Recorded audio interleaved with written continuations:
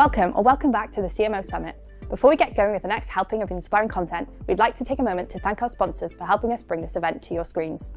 And don't forget to visit our website where you can access even more content and check out our in-person events. We could be coming to a city near you. Enjoy the next session.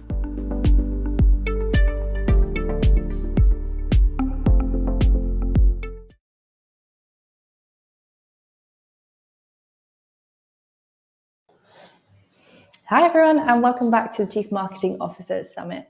Thank you all for joining us. It's been a great day so far, and we've got lots more awesome sessions to come as well, including this one, which is on the community-led growth engine. And I'm pleased to introduce our speakers, Richard Linton and Jake Randall, who are from one of our sponsors, Commonwealth, and are going to give a great session on community-led growth engine. So I would like to welcome you both onto the stage. There you go. Cool. Feel free to put any questions in the chat. Let us know where you're tuning in from and get involved. I'll hand over to you guys. Great. Thanks, Caitlin. Hello, Richard. How are you? I am doing good. Even on a 7 p.m. on a Thursday, this is how committed I am to this event. This is how much this event means to me. Are you combining the fact that you're in London and it's 7 p.m. with what day it is? Yeah, honestly, it's been one of those weeks. Anyway. Awesome. Well, thanks for joining us. Maybe just some quick intros here to get us started. So I'm Jake Randall. I'm the COO here at Common Room. Common Room is a community-led growth platform. Just some quick context. Prior to Common Room, I spent 10 years at a company, Okta, and ended up running basically a third of our business. I was GM for one of our two main product lines, and it was a community-led growth product line before community-led growth was a thing. So a developer-focused product line where the way that we ultimately were successful and went to market was not through traditional channels, but through meeting our users where they were in their communities and helping them understand how we could support them in the problems they were trying to solve. And then, Richard, if you want to give a quick intro on yourself. Yeah, sure. And thank you so much to Caitlin and you for having me as well. So I run a consultancy called Feverbee based in the UK, but we have team members almost around the world at this point. And we basically help great companies, usually the very largest companies in the world, develop better online communities. That can be communities of customers, employees, fans, other stakeholders.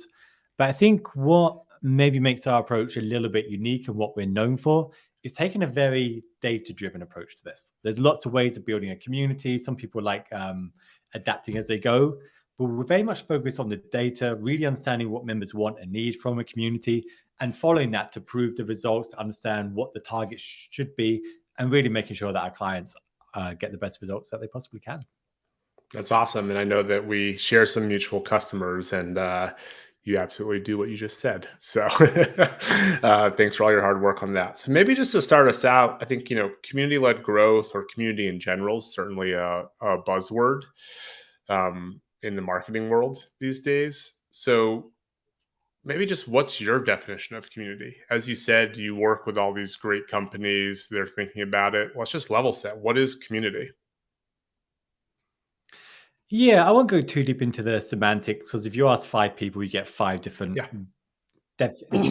definitions. I think for me, we think about communities as a group of people who engage with each other around a common interest. The big difference, I think, with community compared to any other activity, is that your audience are engaging with each other. Like a lot of other marketing activities, I think, are one-to-many, and they're fantastic at that. But I think what makes community unique is that it's many-to-many. You build an environment and you facilitate an environment where members really get to engage with each other. They answer each other's questions. They share their best expertise with each other. And that's remarkable, because I don't think anything that I can imagine scales as well as a community does. And I think that's really an incredible result. Yeah, that's great. So with that context, let's just kick it right off, because we're at the CMO Summit. What is the value of community to marketers? Sure. I think most brands that have communities today haven't even scratched the surface of how they can use communities, not just to save costs on customer support and all those things, but to generate tremendous amounts of revenue. And we're talking about that through retention, as in keeping the customers you have, because brand communities do directly improve the retention rates, not just through members getting to know each other and feeling a greater sense of affinity with the brand, although that's really awesome, but by doing some really specific things. So, for example, with some of our past clients, we've helped them set up a group within the community just for newcomers to that product. So people can go there, they can ask their beginner level questions, and they can get answers from people just like themselves, people who have been through what they've been through, people that can guide them exactly to creating their first version of the product, or getting their time, or reducing their time to value, or getting an instant success.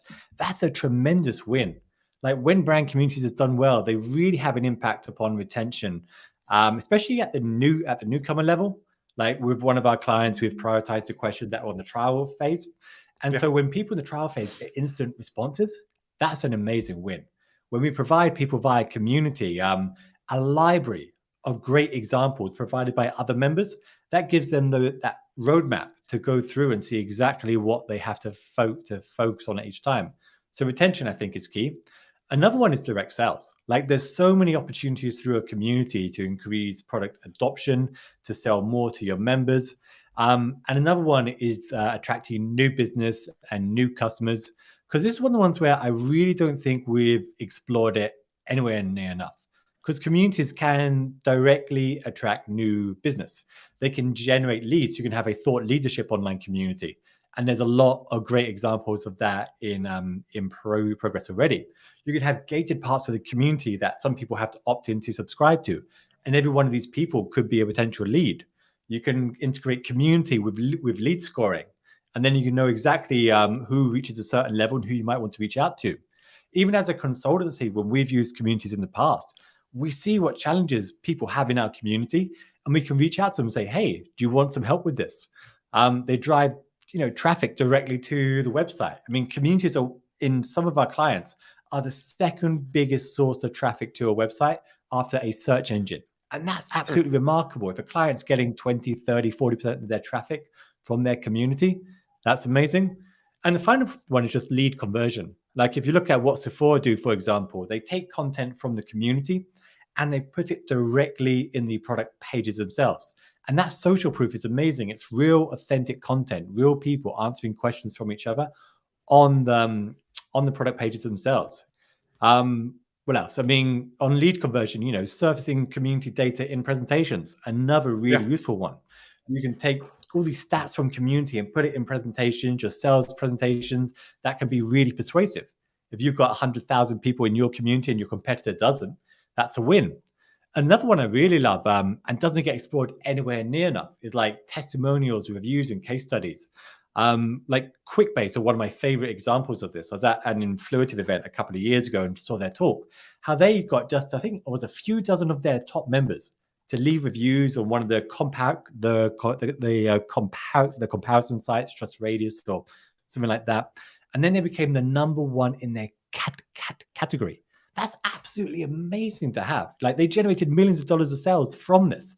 So I think, honestly, when I say we're barely scratching the surface, I mean that. Like, we always think of community in a certain way, or people are happy and discuss their products, but there's very strategic, very specific things you can do, and that we've been doing to generate millions of dollars of sales for our clients. Yeah. And I think that's where community needs to go today. So that was a long answer, but hopefully that. Yeah, no, it's great. Well, and I think one of the things you touched on there too that I just want to highlight is that community isn't a single place, right? You mentioned some of these other places, whether it be a review site or whether it be, LinkedIn is probably one of the, best communities out there, right? And so I think that's something that I maybe just highlight for folks too, is that when you think community, it's not that you have a forum on your website, right? That's often you do. Often you have, a forum, whether it be something on your website or Slack or Discord, or go through the different things you could use there. But community is, to your initial definition, it's people that have a shared interest that are out there talking about it, right? I think that's a really powerful thing. Can I make Yeah. one distinction here? I think it's really important Yeah. because I feel the word community has gotten very associated with cult brands. You know, when you see like big fans of like Supreme clothing or JetBlue or whatever, like Yeah. the latest cult brand is, Yep. and those are the outliers. Really interesting, fun to read about, almost impossible to replicate. When I think about communities, I don't think about the raving fans that queue outside the Apple store. That's fantastic, but that's a result of a lot of other decisions and marketing efforts. Yeah. I'm talking about really specific strategic things, places that people go, they share their best advice with each other, Yeah. and there's very immediate benefits for them from doing that. And it's an asset that a brand can harness indefinitely. Like, I don't want to be thinking about cult brands. I want to be thinking about these really strategic assets, because I feel that's a modern understanding of community. That's where we should be thinking of community. Yeah, and I'm sorry, I'm gonna jump in on that too. We'll move on, otherwise we could spend the rest of this session on it. But I'll just give a really tactical example for everyone. We're working with a large client at Common Room here that they work in the data world, which is a hot topic. They were thinking about these certain, I'll call it, owned communities, and we showed them, well, look, on Reddit there's literally just like infinite seemingly posts in subreddits about you versus your competitor, right? And like, that's community. That's people out there talking about you, talking about things that they care about with their peers, right? And saying, should I use you or your competitor? And people are weighing in and like, how do you think about that, right? And I think it's just like, it's a really powerful thing for folks to understand, right? That it's not just those cult brands, it's not just one place, it's everywhere people are talking about it. So how, maybe, everything you said makes total sense. We could spend hours talking about examples.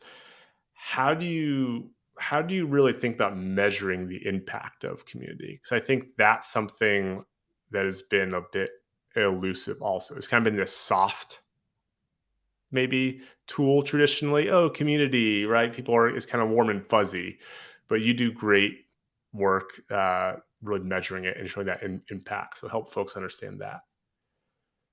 Yeah, I think measurement is a really it's a really interesting one, because there's so many ways of going about it, and it depends whether you want a dollar value amount or not. Let me see if I can share my screen quickly. I don't know if I'm allowed to do this, but we'll see how it goes. So I don't know if you can see this on my screen. If it doesn't work, I could just talk you through it. But let me know if you can see the graphic on my screen. Can you make it bigger? I don't know. I can make it bigger. Does that work? I can go to the 150 level. Perfect. Let's do it. So let me talk you through how we think about it, because every client we work with is very different, and it always depends upon different things. So the first thing we think about with clients is, are you expecting a dollar value amount or not? And this is important, because if you're expecting to know the dollar value return, that's great. But then you need something that connects with the CRM, and we can talk about that as well. Yep. And you need the community data and the CRM data, and to integrate it to do that. And I know that Common Room, I think you folks are working on that. And then the question is, we do that, to be clear. I'm giving you a nudge here. Yeah. And then the question is, can we run a controlled experiment or not? If you can't run a controlled experiment, that's normal. It's very rare that companies can, because it costs a lot of time and money. And then if you want a dollar value metric, there's usually very specific things that you can look at. So we might be looking at the number of new customers that are being tracked directly from community. If it's retention, we might be comparing the newcomer rates of members that are in the community at the moment compared to members that aren't in the community, especially if you can get them at the same level before. So there's some very specific metrics at the dollar value, but we're finding more and more, and this is interesting, that the dollar value isn't always what organizations want. What they often want is to know that there's an impact, not just what the dollar value return is, because a lot of things we do aren't easy to measure, especially on the branding side. And so some people think of a community more like that. And so then we begin is, are there existing benchmarks to compare against? If they're not, then we can design a really unique community metric. Like, I'm a big fan of what we call the community-driven impact score. This is a simple question which asks members something like, to what extent did the community influence your likelihood to whatever, renew your subscription or purchase from the brand or not purchase from a rival brand? Like, it's basically the same as the NPS, but we've adapted it for community. And then there's some people that just want like an engagement goal. I'm personally not a huge fan of that, but it sometimes comes up. And then if there are existing benchmarks to compare the community against, then usually we're looking at things like the net promoter score in the community compared to people that aren't. And the important thing here is that you capture the net promoter score or the satisfaction when people join the community, and then you measure it maybe a year later or 6 months later, because then you can see the impact of the community. And retention the same, like CSAT, product adoption rates. You can compare that before and after the community, or people in the community or not. And then feedback, I don't think we need to go into. But it really depends upon how the organization is set up, what kind of data they have access to, and what kind of statements they want to make at the end. Because one thing I want to make really clear, and we spend a lot of time with clients on this, is that there isn't a perfect metric. There's a fallacy to every single metric out there today. And what we usually try to find out is what flaws are acceptable, and then find exactly the metric to match. So if you want the dollar value amount, we can calculate that. We do that for clients in the past. If you don't, then you've got more flexibility and can design something that more accurately reflects the community side of things. But this chart here is how we tend to think about it. So hopefully this makes sense. Yeah, no, that's great. That's super helpful. I think one thing that's really interesting about community is it's a great source of, I'll say, context, right?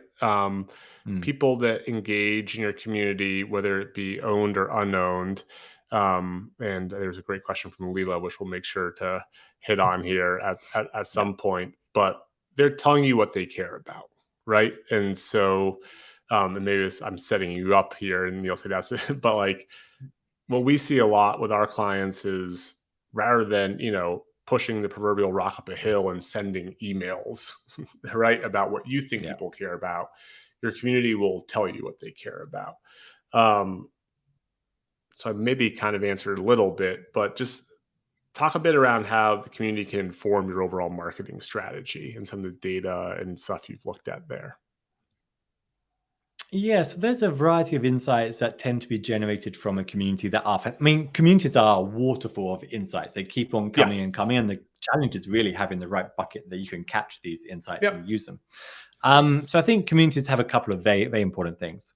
One is that they usually tell you what your biggest customers think and feel. And they can often be an early warning system if something is going wrong, but it tells you what your best customers want and what they need. And there's incredible value in that. I think another thing when we look at community is that we can see where people are clicking or not. Like, we see which categories are rising and falling in popularity. Mm-hmm. And so we can use that. If we know that there's more people coming from a particular location, or there's more people that are talking about a particular topic, or they're expressing a certain sentiment towards a particular feature of a product, that should be part of it. I mean, we've also had situations where we've tested content in the past in the community to see what resonated there before we publish it elsewhere. Like Fitbit, I don't know if they still do this, but Fitbit used to see what were the most popular discussions in their community, and then they would get an expert to answer that as a blog post, and that always got a lot of traffic to them, and then a percentage of that traffic would convert as well. So it's directly measurable as part of their strategy as well. So I think when I look at the data of a community, we're looking at where people are from, what devices they use, what topics are rising and falling each month, and also from a product side. I mean, not maybe marketing, but a product side. Imagine having a list of which every issue that people are struggling with, how important each of it is. We haven't even talked about using a community for focus groups or sourcing top members for interviews. It's it's an infinite amount of value there. But the challenge is building the back-end systems to identify it, use it, and then make sure that it's really built into the marketing strategy. Yeah, absolutely. I think there's a bunch of cool things maybe to just want to highlight there. I mean, one of the jokes I make is that, I used to, in my old job that I mentioned, run customer advisory boards, which was basically just, let's find the C-level executive that's our EB, our economic buyer of our highest paid customers, and invite them to a nice day on Okta, Yeah. as it may be, right? And it's valuable. I'm not saying you shouldn't do that, but then you put in place the tooling that Common Room or Feverbee can help you with, or we can both, for that matter, because I know we work together on a lot of accounts. And also, instead of the 10 CIOs or whatever that aren't that close to your product, you've got tens of thousands of actual users telling you what they care about, right? And then and once you realize that, you're like, why am I running these cabs? And you still should, and we can talk about that. But it's that kind of stuff that I think becomes really interesting. I'll do a quick thing here. One of my Yeah. first jobs was working for the United Nations in Geneva, and once a year, the head of the organization would do a walkabout. It was ridiculous. That's the only time that you would get to speak to the head of the UNHCR as it was then. And he'd always be amazed by all the insights he would get from staff, as he was walking around. And he never thought to do this every day perhaps. But a community is having all of your customers in the room with you. It's all about getting all these insights all the time. It really closes a gap between an organization and its audience. It's not like customer support where people only come when they're really angry about something. Yeah. It's when, they're proactively giving you information, advice all the time. And I think that's remarkable.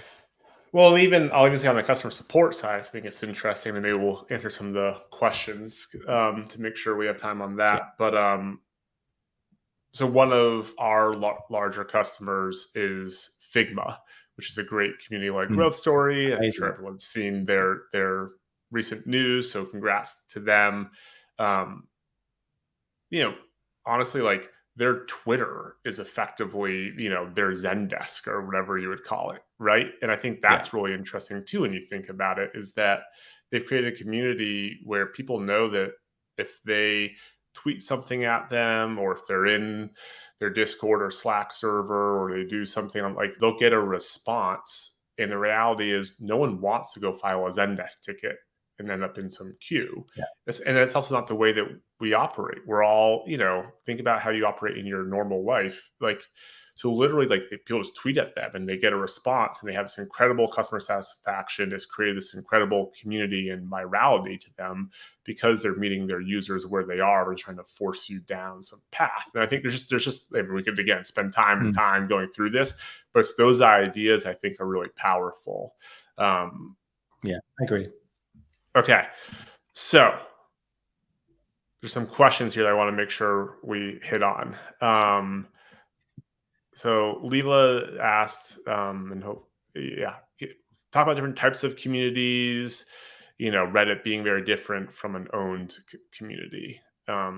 So what are your thoughts on that, Richard? You can talk through. I certainly have my answer, but yeah, I mean, you can classify a community in many different ways, and I'll share a link a bit later on, perhaps. When we think of community is a really broad term. I think we have to be more specific about what the nature of the group is, because the dynamics are completely different. So usually, and these aren't exclusive, some communities can be both or more. But usually we think of communities, we're thinking either support-based communities where people come, they ask a question, they get an answer, and they typically leave and come back when there's another question. We talk about success-based communities where people proactively share their best advice and expertise with each other. A lot of Reddit brand groups are like this, actually. We're talking about advocacy groups like Influitive, who I know are here, do a lot of great work there where people can generate testimonials and reviews and collaborate in that sense. This is where a lot of cult brands come into play as well. We're talking about peer groups. This is where a lot of your friendship groups and close groups of industry professionals tend to come together. And then user groups as well, which tend to be more geographically located.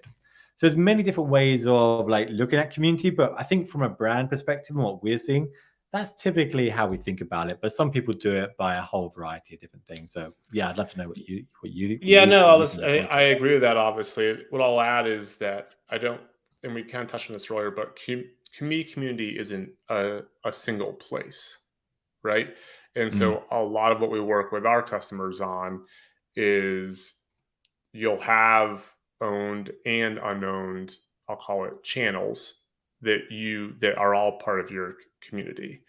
And so the example there, or to try to give an example and specific to Leela's question, is your community is what are people saying on LinkedIn, right? That both about your brand, but also about, they might, I don't know, let's assume you're talking about community. Let's assume you're a common room. Anytime someone says like hashtag community-led growth, CLG, whatever, that's common room's community. That's people talking about the problem that we're trying to help them with. Anytime someone's talking on Reddit about community, that's still our community. Like that's still people talking about something that you care about. And so I would just encourage people to think about, as you said at the beginning, don't think about community as a place. Think about community as various places where there are people talking about the things that you can, help them with, or you care about, or whatever you want to call it, right? And I think the other question, and maybe this builds into another great question, was how to get started on building a community. How do you not get overwhelmed by the many groups out there? I don't know, Richard, you can take that one to start too, and then I'll chime in. Yeah, I had one caveat to what you were just saying about, Sure. Owned and unowned communities. I think that's a very important distinction, and communities can cut across whole range of different things. What I would say is that if you're participating on a platform that isn't your own, like you don't own it, be very transparent and upfront about who you are. Because when ever a brand tries to do any trickery at all, just don't do it. Just be very upfront. In terms of how to get started, I mean, that'd be like asking Stephen King, how do you write a book? I mean, there's so many parts of that, and in like the couple of minutes we have left, we don't have a lot of time to go through it. What I would do, I'll share a guide in the chat now that could be useful. And what I would say is like start small. Like depending upon what kind of community you're building, start really small, get a quick win as soon as possible, and then expand steadily from there. If you're building a community about the topic and not about yourself, it's going to take a little more time, and try and align your strategy with where current trends are going. I mean, there's a whole much more we can say there, but I don't know, Jake, that's such a big topic. Yeah, it's a big topic. I think, a couple of things I'll say there is it's really hard. So like a lot of our customers spin up a Slack channel, right?